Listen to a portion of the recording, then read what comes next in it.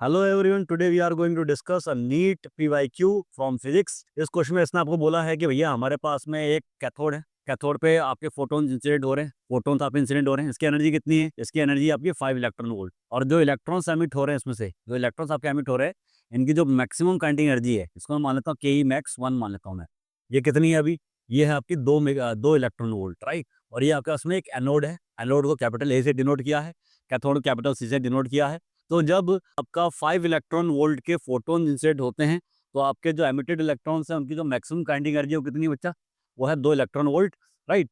अब वो कह रहा है कि अब इसमें जो हम निकालेंगे, इसे क्या वर्क फंक्शन निकाल लेंगे, इस मेटल प्लेट का वर्क फंक्शन। आपको पता है आइंस्टाइन फोटो इलेक्ट्रिक इक्वेशन क्या बोलती है? Incident energy equals to work function plus kinetic energy, maximum kinetic energy of ejected electron. तो यहाँ पे वैल्यूज पुट करेंगे। इंसिडेंट एनर्जी कितनी है? 5 इलेक्ट्रॉन वोल्ट है। आपका वर्क फंक्शन में फाइंड करना है इस कैथोड का। और काइनेटिक एनर्जी मैक्सिमम कितनी तरीके से? आपको 2 इलेक्ट्रॉन वोल्ट आपको दे रखी है।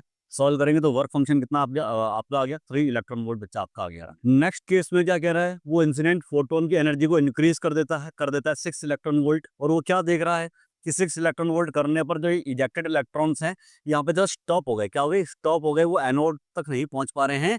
तो वो कह रहा है कि एनोड का पोटेंशियल कितना होगा, आपको एनोड का पोटेंशियल निकालना है। अब हमें कैथोड का, मेटल प्लेट का वर्क फंक्शन पता चल चुका है। तो नेक्स्ट केस के लिए हमारे पास में इंसिडेंट एनर्जी कितनी है? नेक्स्ट केस में इंसिडेंट एनर्जी बच्चा कितनी है? वो हमारे पास में कह रहा है 6 इलेक्ट्रॉन वोल्ट है। इजेक्टेड इलेक्ट्रॉन्स हैं, वो उनकी वो आपके वहां तक नहीं पहुंच पा रहे हैं। आपका जो वर्क फंक्शन है वो नेक्स्ट केस में वही है, जो पहले वाला है, 3 इलेक्ट्रॉन वोल्ट। आपको काइनेटिक एनर्जी निकालनी है, maximum kinetic energy of ejected electron in case 2, है ना, ये आपको निकालना है। Again we will use this photo electric equation. तो यहाँ पर ई की जगह हम क्या रखेंगे? 6 इलेक्ट्रॉन वोल्ट। वर्क फंक्शन की जगह क्या रखेंगे हम लोग? 3 electron volt plus kinetic energy.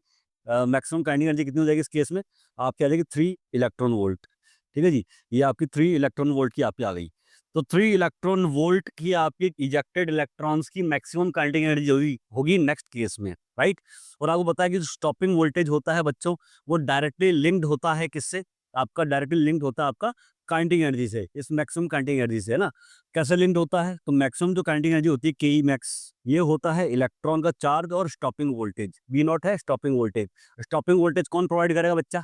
ये आपका एनोड प्रोवाइड करेगा। तो काइनेटिक एनर्जी मैक्सिमम आपको पता है हमारे पास में कितनी है? 3 इलेक्ट्रॉन वोल्ट है। यहाँ पे इलेक्ट्रॉन स्टॉपिंग वोल्टेज, तो इलेक्ट्रॉन से इलेक्ट्रॉन का जो इलेक्ट्रॉनिक चार्ज की वैल्यू होती है वो कैंसिल आउट हो जाएगी। इलेक्ट्रॉनिक चार्ज की वैल्यू आपको बताइए 1.6 ×10⁻⁹ कूलम होती है। दोनों केस में सेम रहेगी, कट जाएगा आपका ये। तो स्टॉपिंग वोल्टेज कितना आ गया बच्चा?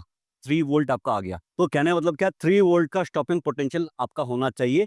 कहाँ पर? एनोड पर आपका होना चाहिए, राइट। तो आपको पता है ये स्टॉपिंग वोल्टेज की बात कर रहा है। स्टॉपिंग वोल्टेज इलेक्ट्रॉन को रोकने का काम करता है। इलेक्ट्रॉन का चार्ज नेगेटिव है, तो स्टॉपिंग वोल्टेज भी कैसा होना चाहिए? नेगेटिव होना चाहिए। क्या होना चाहिए?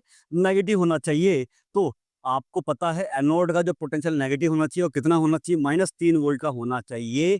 तब जाके ये इजेक्टेड इलेक्ट्रॉन आपके स्टॉप हो जाएंगे। तो anode must be kept at -3 volt. तो अकॉर्डिंगली जो भी ऑप्शन आपका सही होगा आप उसमें टिक कर देंगे।